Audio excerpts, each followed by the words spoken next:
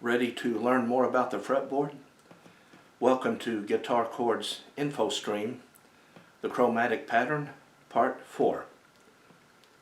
Before we learn another string, I think it's important that we go over the concept of half steps and whole steps. And in this video, we'll talk about half steps. I'll start out by demonstrating half steps, so the video won't be so rambly and blabberty sounding. Okay, let's start on the fifth string, which we just learned, or the most recent string that we learned.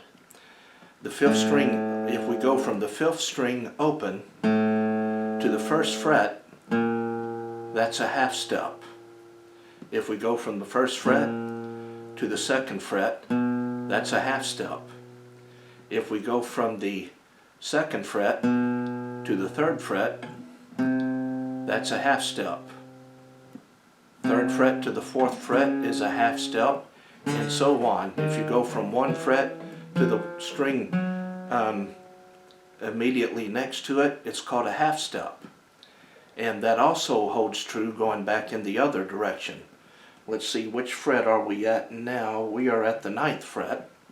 So if I go from the 9th fret to the 8th fret, that's a half step. 8th fret to the 7th fret is a half step.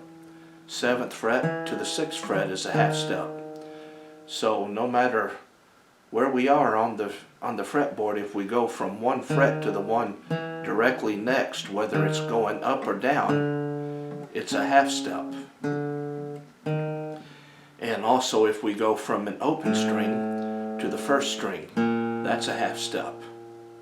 If we go from an open string to the first fret, that's a half step. And if we go from the first fret on any string to the open string, that's a half step.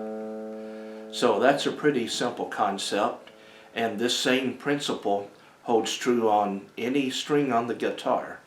Either the 6th string open to the first fret is a half step, first fret to the second fret is a half step, and etc. They're all half steps from one fret to the next, whether you go down or up. The 4th string, which we haven't even covered yet, but we do know that from the from the 4th string open to the 4th string first fret is a half step. To the 2nd fret is a half step, and so on.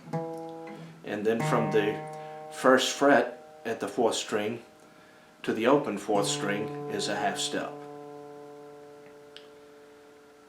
So these half steps and whole steps, they're really, whereas they're simple to learn, they're really an important building block when it comes to not only fretboard theory on the guitar, but music theory as well, on any instrument or even just written music theory. And half steps and whole steps, they're also referred to sometimes as half tones and whole tones, or half keys and whole keys. So that's all that I've got to say for half steps for now. That's it for part 4. In part 5, I'll talk to you about whole steps. Look forward to seeing you there. And if these videos are helping, please like, comment, and subscribe.